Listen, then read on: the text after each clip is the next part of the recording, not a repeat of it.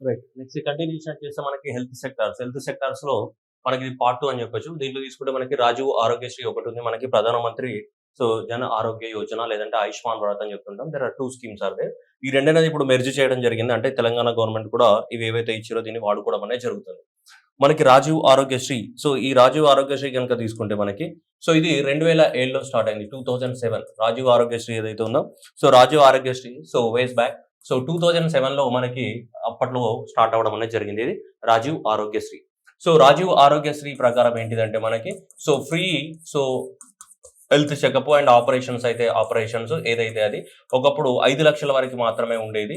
ఇప్పటి వరకు మనకి 10 లక్షల బిల్లు అయినా సరే అది గవర్నమెంట్ హాస్పిటల్ అయినా ప్రైవేట్ హాస్పిటల్ అయినా weather it is public hospital or otherwise private hospitals అయినా మన 10 లక్షల వరకు ఏదైతే బిల్లు అయితే ఆ బిల్లు కట్టాల్సిన అవసరం లేదు. ఆ బిల్లుని మనకి గవర్నమెంట్ ఆఫ్ తెలంగాణనే ప్రొవైడ్ చేయడం అనేది జరుగుతుంది. దేని కింద? రాజీవ్ ఆరోగ్యశ్రీ కింద. ఎంత 5 lakhs నుంచి ఎంతకు పెంచారు? 10 lakhs పెంచడం అనేది జరిగింది. Whether it is public hospitals or whether it is private hospitals ఏదైనా సరే 5 లక్షల నుంచి ఎంతకి మనకి 10 లక్షలకు పెంచడం జరిగింది. ఇది ఇప్పుడు 2007లో స్టార్ట్ అయింది. స్కీమ్ అనేది కంటిన్యూ అవుతుంది. ఈ స్కీమ్ ని ఎవరు ఇంప్లిమెంట్ చేస్తారు?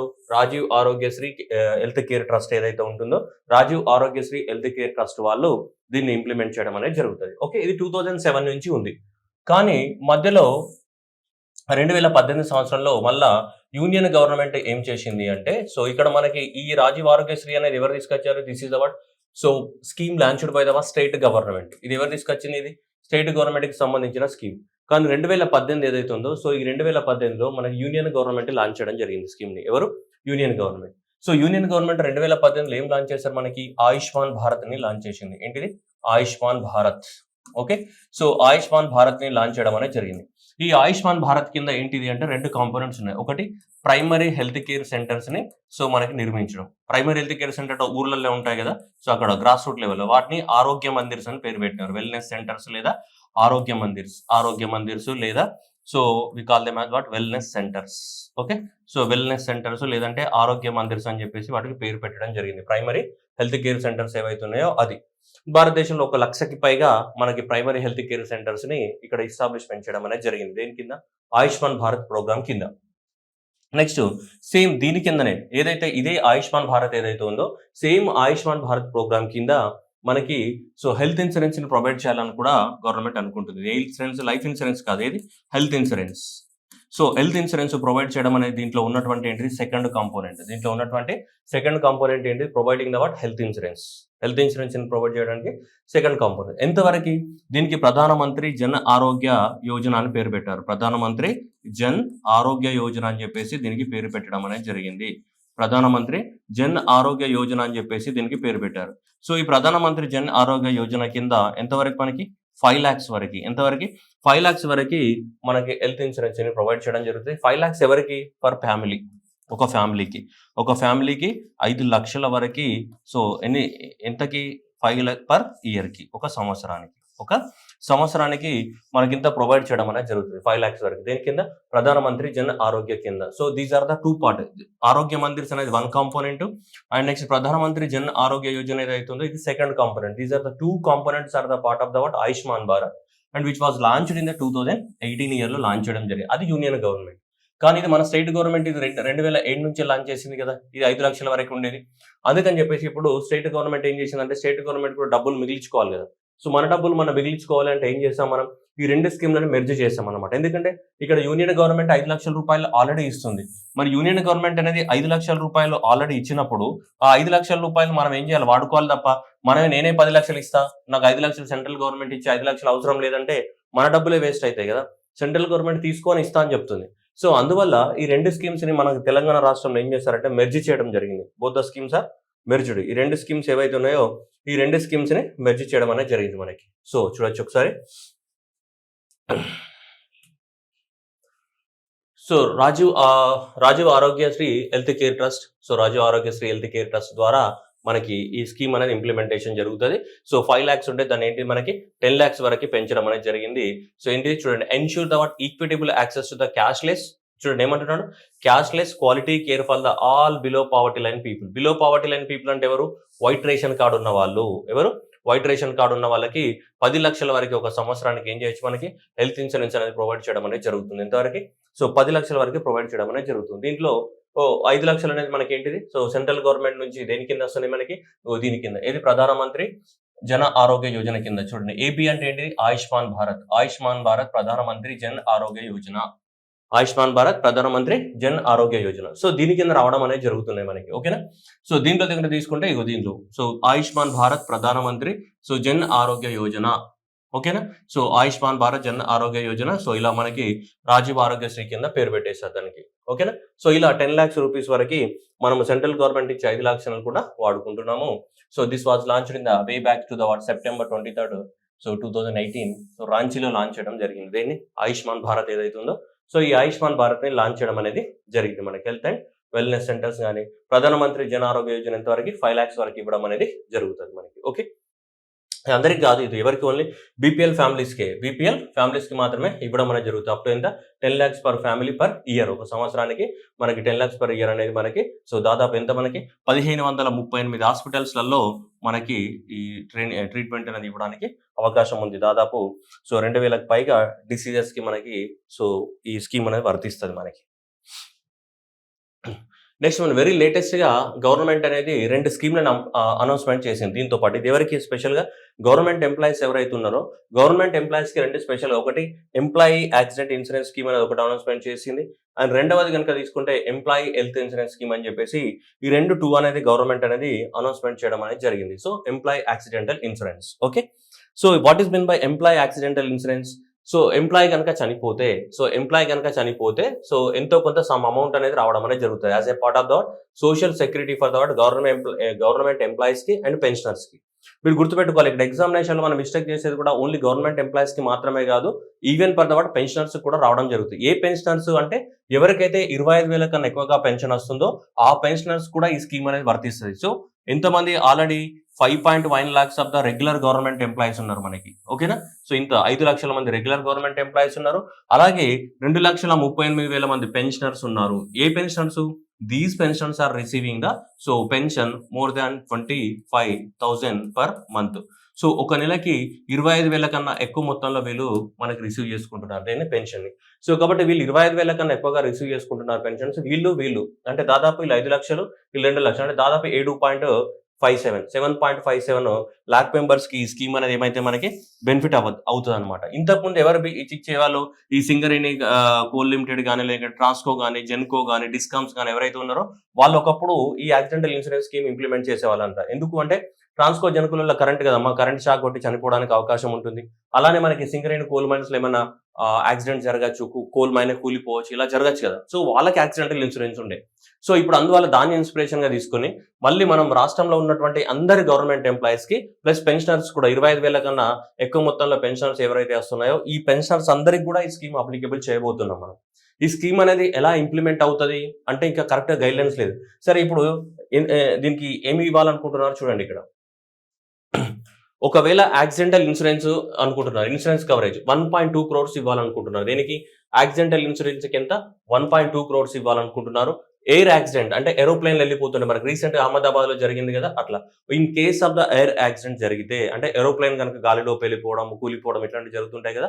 So in case air accident కనుక జరిగితే so you will get the 2 crore rupees.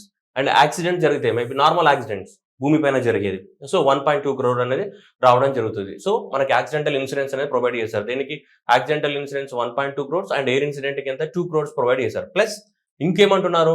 Term life insurance benefit అంటున్నారు. అంటే ఒకవేళ చనిపోయారనుకోండి, చనిపోయినప్పుడు కూడా 10 లక్షల రూపాయలు రావడం అనేది జరుగుతుంది గవర్నమెంట్ ఎంప్లాయీస్. దాదాపు 7.5 లక్షల మంది ఎంప్లాయీస్ ఎవరైతే ఉన్నారో వాళ్ళకి లైఫ్ ఇన్సూరెన్స్ బెనిఫిట్ కింద మనకి 10 లక్షల రూపాయలు రావడం పోతున్నాయి. 10 లక్షల రూపాయలు వస్తాయి అనమాట. మరి ఇది ఎంతమందికి అప్లికేబుల్ అని కనుక అబ్జర్వ్ చేస్తే ఇది ఎవరెవరికి అప్లికేబుల్ అంటే చూడండి, యాక్సిడెంటల్ ఇన్సూరెన్స్ ఇది కానీ ఎయిర్ ఇన్సూరెన్స్, యాక్సిడెంటల్ ఇన్సూరెన్స్ ఉన్నాయి కదా. ఈ స్కీమ్ అనేది మనకి ఏంటి up to 70 years of the age వరకే సో అప్లికేబుల్ అనమాట. 70 years దాటితే అప్లికేబుల్ కాదు ఇది యాక్సిడెంటల్ ఇన్సూరెన్స్. లైఫ్ ఇన్సూరెన్స్ అనేది ఏదైతే ఉందో ఈ 10 లక్షల రూపాయలు అనేది only up to the 60 years. ఈ టర్మ్ లైఫ్ ఇన్సూరెన్స్ ఏదైతే ఉందో సో ఈ లైఫ్ ఇన్సూరెన్స్ అనేది ఎంతవరకు 60 years వరకు. అండ్ నెక్స్ట్ ఇది యాక్సిడెంటల్ ఇన్సూరెన్స్ కనుక తీసుకుంటే ఎంత 70 years వరకు మాత్రమే అప్లికేబుల్. ఓకేనా 60 ఇయర్స్ అండ్ 70 ఇయర్స్ వరకు మాత్రమే ఇది యాక్సిడెంటల్ ఇన్సూరెన్స్. ఇది ఇక్కడ టర్మ్ లైఫ్ ఇన్సూరెన్స్ అనేది. సో ఇది accidental insurance up to age of 70 years and life insurance up to the age of the 60 years వరకు మాత్రమే అప్లికేబుల్ అనమాట. 60 ఇయర్స్ కి మాత్రమే అప్లికేబుల్. ఓకేనా. సో ఇది మనకు వెరీ లేటెస్ట్ గా వచ్చినటువంటి స్కీము. అయితే ఇప్పుడు ఈ స్కీమ్ కింద సరే ఇన్ని డబ్బులు ఇస్తా అని చెప్తుంది గవర్నమెంట్, ఒకవేళ గవర్నమెంట్ ఎంప్లాయీస్. అయితే దీనికి ఏదైనా ఇన్సూరెన్స్ పాలసీని అది life insurance corporation of India కానీ, యునైటెడ్ ఇండియా ఇన్సూరెన్స్ కానీ, ఓరియంటల్ ఏ ఇన్సూరెన్స్ కంపెనీ అయినా సరే జనరల్ గా మనకి ఏదైనా ఒకటి ఇవ్వాలనుకుంటే ఫస్ట్ ఖచ్చితంగా ఏం పే చేయాలి, మనం ఎంతో కొంత ప్రీమియం అయితే పే చేయాలి కదా. సో కానీ ఇక్కడ ఏం జరుగుతుంది, ఇక్కడ ఇందులో ప్రీమియం అనేది ఎవరు పే చేస్తారు మరి? On the behalf of the government employees. Government employees తరపు నుంచి ప్రీమియం అనేది ఎవరు పే చేస్తారు అనేది మనకు క్లారిటీ ఇవ్వలేదు ఇప్పటి వరకు. కానీ సో తెలంగాణ గవర్నమెంట్ ఏం చెప్తుందంటే, సో మేము బ్యాంక్స్ తోటి మాట్లాడుతున్నాము, బ్యాంక్స్ ద్వారా మేము ఈ స్కీమ్ ని ఇంప్లిమెంట్ చేయడానికి ట్రై చేస్తున్నామని చెప్తుంది. అంటే బ్యాంక్స్ ద్వారా ఎట్లా ఇంప్లిమెంట్ చేస్తారనేది మనకి క్లారిటీ లేదు. అంటే ఎంప్లాయీ యొక్క సాలరీస్ నుంచి తీసుకుంటారా, లేదంటే గవర్నమెంటే ప్రీమియం పే చేస్తుందా, మరి ఎవరు ప్రీమియం పే చేయాలనేది మనకు క్లారిటీ లేదు. సో ఇంకా గైడ్లైన్స్ అనేది కొత్తగా వాళ్ళు ప్రిపేర్ చేయాల్సిన అవసరం ఉంది. చూడండి, structured to provide the extensive coverage with no financial cost to the government. Government మీద ఎలాంటి ఫినాన్షియల్ బర్డెన్ పడకూడదట. మరి గవర్నమెంట్ మీద ఎలాంటి ఫినాన్షియల్ బర్డెన్ పడకపోతే ఈ ప్రీమియం అనేది ఎవరు పే చేయాలి? చూడండి, so facilitated through the partnerships with the financial institutions such as Union Bank of India is already on the board and other banks are in the advanced stage of the discussion అని చెప్తున్నాడు.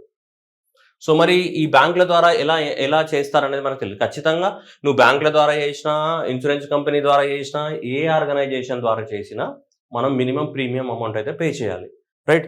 So minimum premium amount pay చేయకుండా అయితే మనం ఏం చేయలేం కదా. So అది మనకి ఇక్కడ మినిమం ప్రీమియం అమౌంట్ ఖచ్చితంగా మనం పే చేయాల్సిన అవసరం అయితే ఉంది మనకి. అదైతే సో గుడ్. సో ఇక్కడ మనము మీరు ఎగ్జామ్లో చేసే మిస్టేక్ ఏంటిదంటే ఒకటి యాక్సిడెంటల్ ఇన్సూరెన్స్, ఎయిర్ ఇన్సూరెన్స్ రెండు ఉన్నాయి. సో దీనికి ఎంత ఎయిర్ అంటే కొద్దిగా ఎయిర్ అంటే ఎక్కువ ఉంటుంది కదా, గాల్లో పోయేది. సో కాబట్టి సో 2 crores, ఇది ఎంత అమ్మా 1.2 crores. ఇవేంటి accidental benefits. And term life insurance benefits ఎంతవరకు ఇవ్వాలనుకుంటుంది గవర్నమెంట్? 10 లక్షల రూపాయల వరకు సో ఇవ్వాలని అనుకుంటుంది. ఇది ఎవరికి? సో ఏజ్ మళ్ళా ప్లస్ ఎవరెవరికి అప్లికేబుల్ ఇది? ప్లస్ ఆల్ గవర్నమెంట్ ఎంప్లాయీస్, ఎవరైతే గవర్నమెంట్ ఎంప్లాయీస్ ఉన్నారో మనకి ఆ గవర్నమెంట్ ఎంప్లాయీస్కి అవసరము. Plus the pensions who are receiving the 25,000 per month, more than 25,000 per month కన్నా పెన్షన్ ఎవరైతే రిటైర్డ్ అయిపోయి పెన్షన్ రిసీవ్ చేసుకుంటున్నారో వాళ్ళకి అప్లికేబుల్. ఒకవేళ వాళ్ళ ఏజ్ అనేది ఇంతలో ఈ బ్రాకెట్లలో వాళ్ళ ఏజ్ ఉంటే అప్లికేబుల్ అవుతుంది. ఒకవేళ ఆ బ్రాకెట్లో వాళ్ళ ఏజ్ లేదనుకో అప్లికేబుల్ కాదు వాళ్ళకి. సో కానీ అంటే ఇలా మనం ఈ లెక్క కడితే దాదాపు ఎంతమంది ఉన్నారు మనకి? 7.5 lakh సో మనకి గవర్నమెంట్ ఎంప్లాయీస్ అనే వాళ్ళు ఉన్నారు. అంటే 5 లక్షల మంది ఎంప్లాయీస్, 2 లక్షల మంది పెన్షనర్స్ కనుక తీసుకుంటే సో 7.5 lakhs ఎంప్లాయీస్ కి ఇదేమవుతుంది మనకి? ఇది ఈ స్కీమ్ అనేది ఇంప్లిమెంట్ చేయడానికి ఏముంది మనకి? అవకాశం అనేది ఉంది మనకి. ఓకేనా. ఎలా ఇంప్లిమెంట్ చేస్తారు, ప్రొసీజర్ గైడ్ లైన్స్ అనేది మనకి తెలియదు.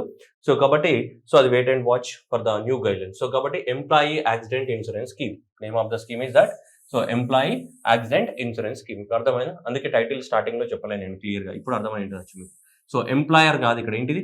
ఎంప్లాయీ. సో ఎగ్జామినేషన్ లో మనం తొందరపడుతూ ఇక్కడ ఎంప్లాయర్ అని ఇస్తాడు, పోతుంది మనకి. ఓకే, ఓన్లీ యాక్సిడెంటల్ ఇన్సూరెన్స్ ఇస్తుందా అంటే నువ్వు చూడు, ఇక్కడ యాక్సిడెంటల్ తో పాటు లైఫ్ ఇన్సూరెన్స్ బెనిఫిట్ కూడా ఇస్తుంది మనకి. అర్థమైందా? సో యాక్సిడెంటల్ ఇన్సూరెన్స్ వల్ల సో వాళ్ళకి 1.2 crore అండ్ 2 crores వరకు యాక్సిడెంటల్ ఇన్సూరెన్స్ ని ప్రొవైడ్ చేస్తుంది. As well as up to the 10 lakhs వరకు ఏముంది మనకి?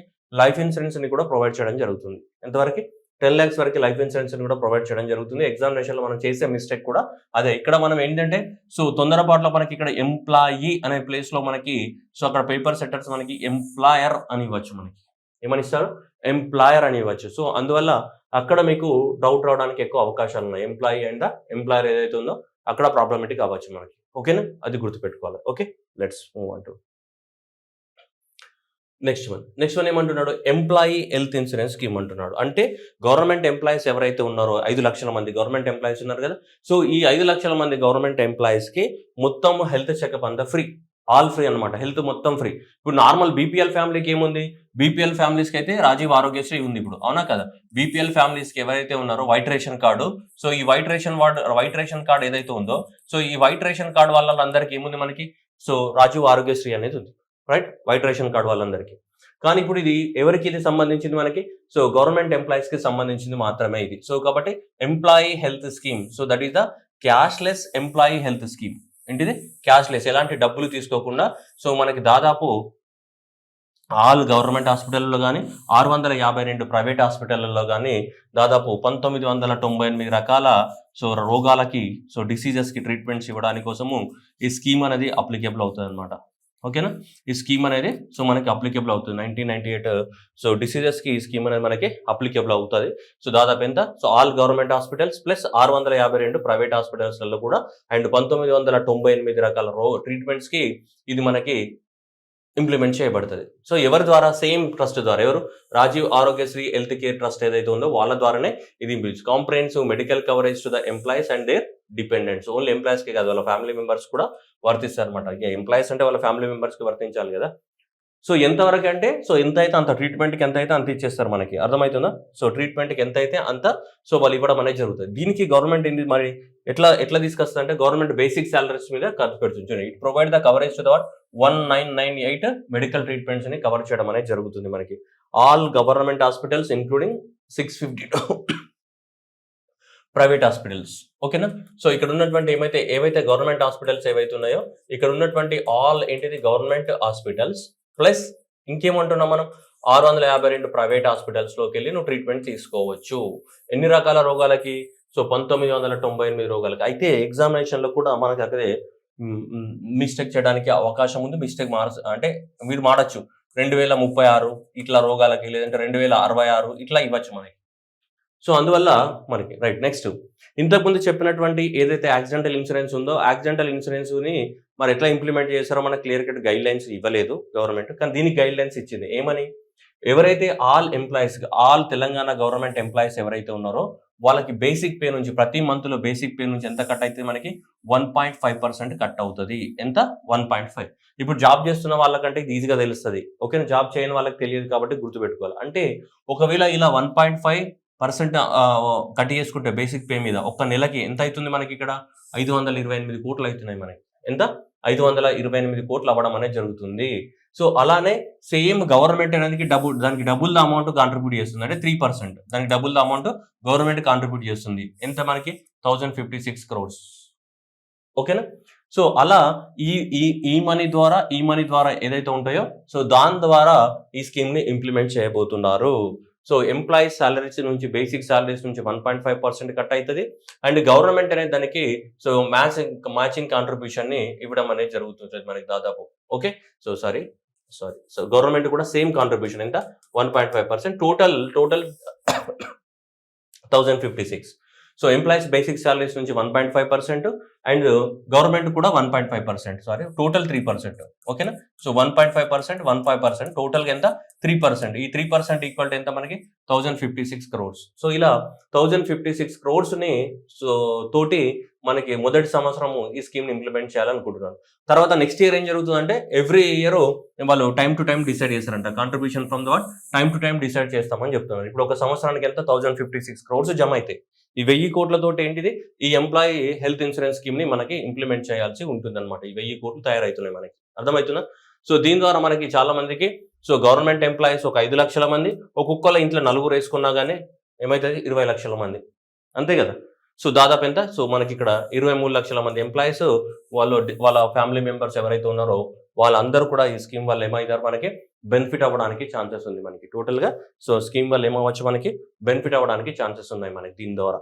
ఓకేనా, ఇది లేటెస్ట్గా అనౌన్స్మెంట్ చేసినటువంటి 2 స్కీమ్స్ అనమాట ఇవి. ఓకేనా, ఒకటి ఎంప్లాయీస్ హెల్త్ ఇన్సూరెన్స్ స్కీము, రెండవది వచ్చేసి మనకి యాక్సిడెంటల్ ఇన్సూరెన్స్ స్కీమ్ మనకి. ఓకేనా, ఇవన్నీ కూడా గవర్నమెంట్ ఎంప్లాయీస్కి అప్లికేబుల్, నార్మల్ పీపుల్కి అప్లికేబుల్ కావు. ఎంప్లాయీస్ యాక్సిడెంటల్ ఇన్సూరెన్స్ స్కీమ్ అయినా సరే, అండ్ నెక్స్ట్ కనుక తీసుకుంటే ఎంప్లాయీ హెల్త్ ఇన్సూరెన్స్ స్కీమ్ అయినా, ఈ 2 ఏవైతున్నాయో ఈ 2 కూడా మనకి గవర్నమెంట్ ఎంప్లాయీస్కి మాత్రమే applicable. Okay, right. Let's move on to next one. Next, Maitri clinics.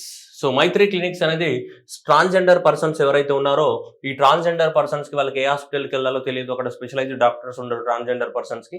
అందువల్ల ఈ ట్రాన్స్జెండర్ పర్సన్స్ని కాన్సన్ట్రేట్ చేయడానికి కోసమే మనకేంటిది మైత్రి క్లినిక్స్ అనేది ఓపెన్ చేయడం జరిగింది. ఇది డైరెక్ట్గా మన క్వశ్చన్ రావడానికి అవకాశం ఉంది మనకి. మైత్రి క్లినిక్స్. మైత్రి క్లినిక్స్ అనేది ఎవరి కోసము మనకి చేశారని డైరెక్ట్ అడగవచ్చు.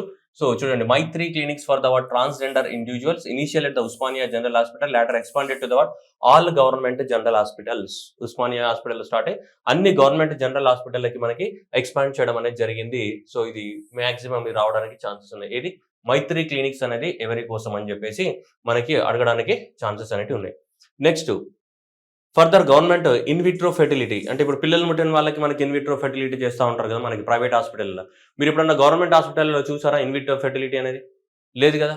సో అలా మనకి సంతాన సాఫల్య కేంద్రం ఇన్విట్రో ఫెర్టిలిటీ సెంటర్స్ని సో మనకి ఇనీషియల్గా గాంధీ హాస్పిటల్లో కూడా స్టార్ట్ చేశారు. ఆ తర్వాత ప్రైడ్ల బుర్జులో ఉన్నటువంటి మెటర్నిటీ హాస్పిటల్లో కూడా మనకి ఇంట్రడ్యూస్ చేయడం అనేది జరిగిందన్నమాట.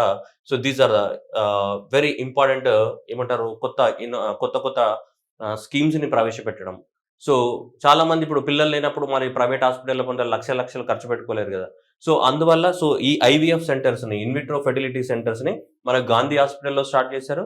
అలాగే ప్లేట్ల బుర్జు మెటర్నిటీ హాస్పిటల్లో కూడా మనకు స్టార్ట్ చేయడం అనేది జరిగింది. These are the true in vitro fertility centres are started by the government of Telangana in Telangana state.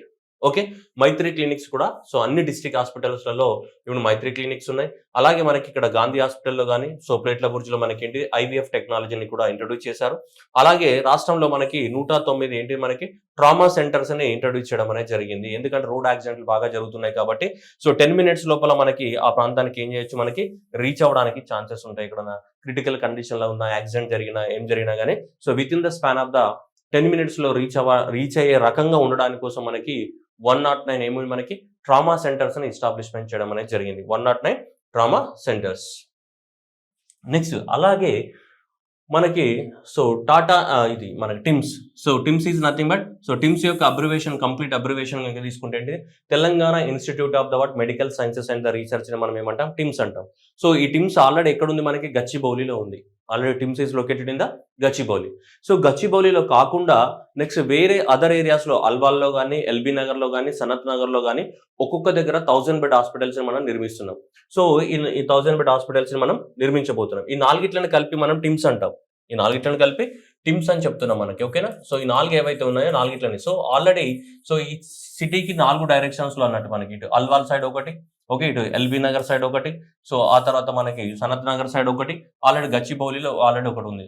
So ఇలా 1000 bed హాస్పిటల్స్ 4 డైరెక్షన్స్లలో మనం నిర్మిస్తున్నాం మనం. ఓకేనా. అల్వాల్. సో అల్వాల్లో ఏదైతే 1000 bed హాస్పిటల్ మనకి ఇవన్నిట్లో నాలుగిట్లను కలిసి ఏమంటాం మనం Telangana institute of the medical sciences అని చెప్తున్నాం. మెడికల్ సైన్సెస్ అండ్ రీసెర్చ్ కూడా చేస్తారనమాట. ఇప్పుడు దాని గురించి మాట్లాడుతున్నాం. ఈ అల్వాల్లో ఏం రీసెర్చ్ చేస్తారట అంటే ఇవన్నీ 1000 bed హాస్పిటల్స్. ఈ అల్వాల్లో ఎక్కువ మొత్తంలో మనకి న్యూరో సైన్సెస్ దేనిపైన న్యూరో సైన్సెస్ బ్రెయిన్ ఏదైతే ఉందో బ్రెయిన్కి సంబంధించినటువంటి న్యూరో సైన్సెస్ ఏవైతే ఉన్నాయో ఇక్కడ న్యూరో సైన్సెస్ పైన రీసెర్చ్ చేయడానికి కోసం COEని పెడతారంట. అంటే ఏంటిది centre of excellence on the neurosciences. ఇక్కడ అల్వాల్లో centre of excellence on the neurosciences పైన పెట్టడం అనేది జరుగుతుంది. ఇక్కడ అల్వాల్లో centre of excellence on the neurosciences. And next Sanath Nagar cardiac సంబంధించింది. సో సనత్ నగర్ ఏదైతే ఉందో సో ఈ సనత్ నగర్లో మనకి ఏంటిది కార్డియాక్ కానీ సో కార్డియాక్ ట్రాన్స్ప్లాంటేషన్ దానికి సంబంధించినటువంటి ఏంటిది మనకి సెంటర్ ఆఫ్ ఎక్సలెన్స్ని పెడుతున్నామని చెప్పేసి మనకు చెప్పడం అనేది జరిగింది. ఇక్కడ సనత్ నగర్. ఇక మనకి ఇక్కడ ఎల్బీ నగర్ కనుక తీసుకుంటే gastric centre of excellence on the so gastric ఏదైతే ఉంటుందో దానికి సంబంధించి సెంటర్ ఆఫ్ ఎక్సలెన్స్ నిర్మిస్తామని చెప్పడం అనేది జరుగుతుంది మనకి. అంటే దానిపైన ఎక్కువ మొత్తంలో ఏం చేస్తారు ఆ ప్రాంతాలలో రీసెర్చ్ చేయడం అనేది జరుగుతుంది మనకి. ఓకేనా. సో ఇది ఏ అంటే ఏంటిది అల్వాల్, బి అంటే ఏంటిది బ్రెయిన్, అది గుర్తుపెట్టుకోవాలి. AB బ్రెయిన్ అంటే ఏంటి న్యూరో సైన్స్. సో అల్వాల్లో ఉండేది ఏంటి మనకి న్యూరో సైన్సెస్. ఇక్కడ గుర్తుపెట్టుకోండి సనాకార్. సో సనాకి ఏముంది కార్ ఉందని గుర్తుపెట్టుకుంటే సనాకార్ అంటే సనత్ నగర్లో వచ్చేది ఏంటిది మనకి కార్డియాక్ అండ్ AB అల్వాల్లో వచ్చేది బ్రెయిన్ అంటే నథింగ్ బట్ న్యూరో సైన్సెస్. ఇంకా ఆటోమేటిక్గా ఎల్బీ నగర్లో ఉండేది ఏంటిది మనకి సో గ్యాస్ట్రిక్కి సంబంధించింది. సో ఎగ్జామినేషన్లో ఇది మ్యాథ్స్ ఆఫ్ ఫాలోయింగ్ అడగవచ్చు, లేకుంటే ఈ సెంటర్ ఆఫ్ ఎక్సలెన్సెస్ ఏవైతే ఉన్నాయో ఈ సెంటర్ ఆఫ్ ఎక్సలెన్సెస్ అనేవి ఎక్కడో రాబోతున్నాయని అడగడానికి ఛాన్సెస్ ఉన్నాయి. ఆల్రెడీ మనకి సో ఇక్కడ చూడొచ్చు దాదాపు 9,930 కోట్లతోటి సో మనకేంటి ఈ సూపర్ స్పెషాలిటీ హాస్పిటల్స్ రాబోతున్నాయి మనకి. ఓకేనా. So Telangana super speciality hospitals corporation limited వాళ్ళు సో వీటిని ఈ 1000 bed హాస్పిటల్స్ని మనకి కన్స్ట్రక్ట్ చేయబోతున్నారు. 3 autonomous 1000 bed హాస్పిటల్స్. సో అక్కడ రీసెర్చ్ చేయడానికి కోసం కూడా అక్కడ ఏంటిది రీసెర్చ్ చేయడానికి కోసం సెంటర్స్ని కూడా ఎస్టాబ్లిష్మెంట్ చేస్తున్నారు. టిమ్స్ సనత్ నగర్లో దేన్ని మనకి centre for the cardiac and the transplant sciences. And TIMS అల్వాల్లో ఏమి ఎస్టాబ్లిష్మెంట్ చేస్తున్నారు మనకి సో న్యూరో సైన్సెస్ పైన centre of excellence for the neurosciences. And TIMS LB Nagar పైన ఏమిటి ఎల్బీ నగర్లో కడుతున్నది అంటే గడ్డి అన్నారం దిల్సుఖ్ నగర్ దగ్గర. సో అక్కడ ఏంటి మనకి centre for the gastro science పైన మనకి 3 ఎక్సలెన్స్ నిర్మిస్తున్నారు. సో ఇది కూడా మ్యాథ్స్ ద ఫాలోయింగ్ గాని లేదంటే ఎక్స్‌పెక్టెడ్ క్వెషన్స్‌లో ఇది వెరీ ఇంపార్టెంట్ క్వెషన్. ఎక్స్‌పెక్టెడ్ క్వెషన్స్‌లో కూడా ఇదొకటి మనకి. ఈ రీసెర్చ్ సెంటర్స్ ఏవైతే ఉన్నాయో సో ఈ రీసెర్చ్ సెంటర్ ఎక్కడ వస్తున్నాయండి? సనత్ నగర్ గాని, అల్వాల్ గాని, ఎల్బీ నగర్ గాని. So AB Alwal, A and B అంటే ఏంటి? సో ఇది గుర్తుపెట్టుకోవాలి. ఓకేనా? నెక్స్ట్ ఇక్కడ తీసుకుంటే మనకేంటి మైత్రి క్లినిక్ స్పెషల్లీ ఫర్ ఎవరికి ఇది ట్రాన్స్జెండర్స్కి. అండ్ నెక్స్ట్ ఇన్విట్రో ఫెర్టిలిటీ అనేది ఎక్కడ స్టార్ట్ అయింది? మనకి గాంధీ హాస్పిటల్ ప్లేట్ల బుర్జిలో స్టార్ట్ అవ్వడం అనేది జరిగింది.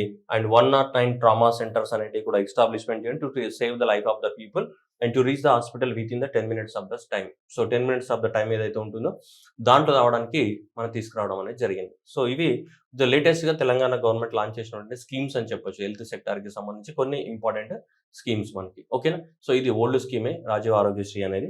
బట్ ఇది ఎంప్లాయీస్ యాక్సిడెంటల్ ఇన్సూరెన్స్ స్కీమ్ కానీ, ఎంప్లాయీస్ ఇన్సూరెన్స్ స్కీమ్ కానీ, అలాగే మనకి ఇప్పుడు ఈ మైత్రి క్లినిక్స్ కానీ, ఓకేనా, ఇన్విట్రో ఫెర్టిలిటీ సెంటర్స్ కానీ అండ్ టీమ్స్ కానీ ఏవైతే ఉన్నాయో ఇవి కొంచెం వెరీ లేటెస్ట్ అన్నమాట. ఇవి వెరీ లేటెస్ట్. ఇవి రావడానికి కొంచెం ఛాన్సెస్ కూడా సో ఎక్కువగానే ఉన్నాయి. వీటిని ఎక్కువ మొత్తంలో సార్ మనం ఏం చేయాలి? రిపీట్ చేయాలి. ఓకేనా? కన్ఫ్యూజ్ అవ్వకుండా రిపీట్ చేయాల్సి ఉంటుంది. ఓకే.